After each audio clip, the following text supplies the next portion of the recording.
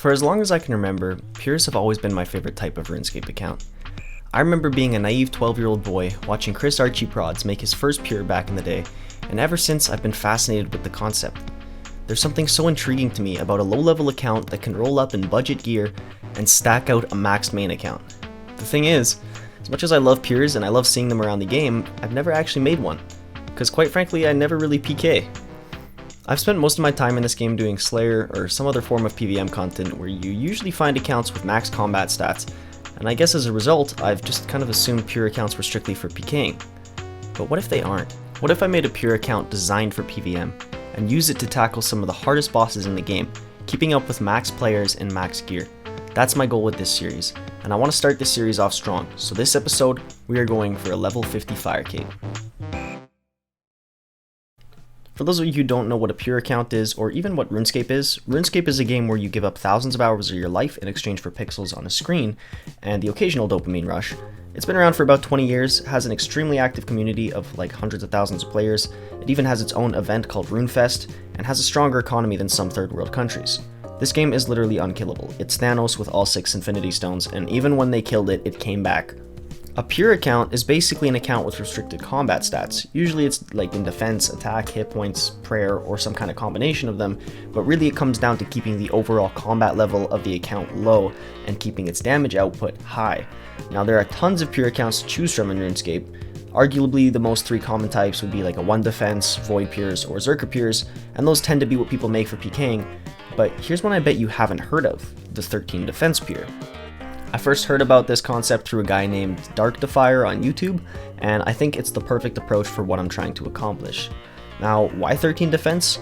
Well, it comes down to the completion of Nature Spirit, which lets us finish an extra recipe for Disaster subquest, in turn giving us 13 defense, and granting us access to Adamant Gloves.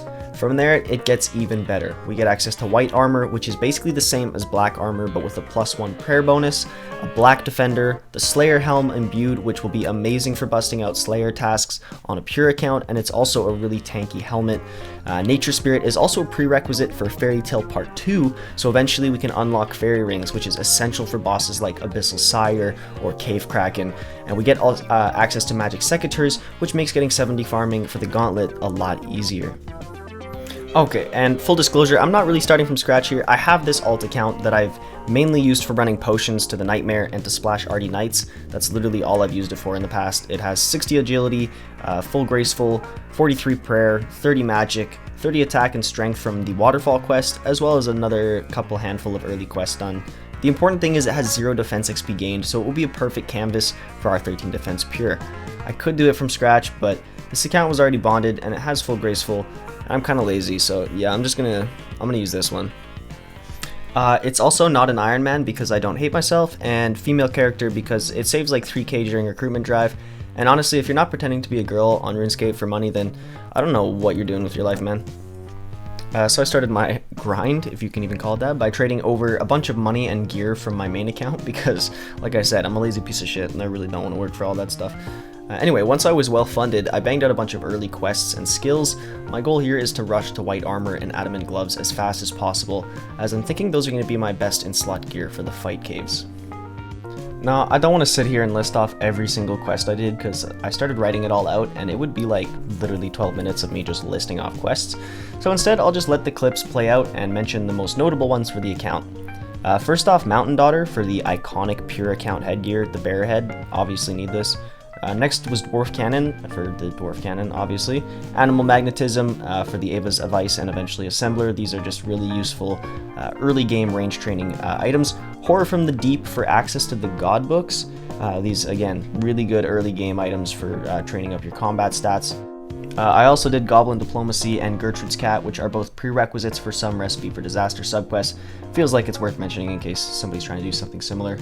I did a whole bunch of other early game quests that give either XP or are prerequisites for something else.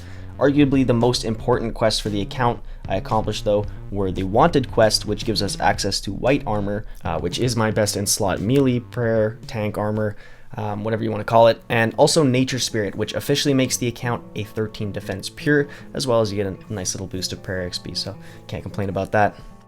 While I was questing, I also was watching an interview with William Dafoe, and I happened to pause it when his face was like this, and I don't know, I just felt like it was worth sharing with you guys. Yeah, anyway, moving on. After questing, I took my cannon down to the Black Knight fortress in the Taberley dungeon, and I just banged out 700 Black Knight kills real quick with a mage setup, so I was getting range and mage XP. You basically need 700 plus the 100 you get from the quest to equip or even buy White Knight armor, so I just got that out of the way as quick as I could. After questing, I decided to get my range up to 61 for a rune crossbow so I could make my first attempt at the fight caves. I mainly did this by cannoning giants outside of Castle Wars. It's decent money from the seeds you get, and doing a few Turiel tasks as well. I don't honestly know how to say his name. I'm going to need 400 Slayer points eventually for a Slayer helm, so I figured I would start chipping away at it as early as possible. So with our best in slot melee armor acquired, I went back to questing for a bit to finish some recipe for disaster subquests to get my adamant gloves going. The ones I did were freeing the Mountain Dwarf, the Goblin Generals, Pirate Pete, the Lumberj Guy, Evil Dave, and Scratch the Ogre. And with those out of the way, I now have adamant gloves, my best in slot gloves for nearly every situation going forward. Now the only thing missing from my best in slot melee setup is a Slayer helm imbued and a fire cape. And it's time we get one of those. So at 48 combat, I thought it was time to attempt my first fight cave run. Now just to preface, I have 16 JAD KC on my main account, so I'm by no means a fight cave professional. And going into this, I didn't think I was going to have to change much about my strategy from when I do it on my main. I just kind of thought it was going to be a longer fight, so I kind of just sent it. But the reality is, at 13 defense, the Ragers, the Blobs, the Bats can all do pretty consistent damage past wave 31, so tanking Rangers and Blobs just isn't possible. At wave 42, on my first attempt, I planked. I got too focused on trying to kite this bat, and I ended up getting dropped by a Ranger. The unfortunate thing is this attempt put me at 50 combat. This is when I began to doubt if what I was doing was even possible. Sure, Rendy or Wooks could do it at level 3, but I'm neither of them.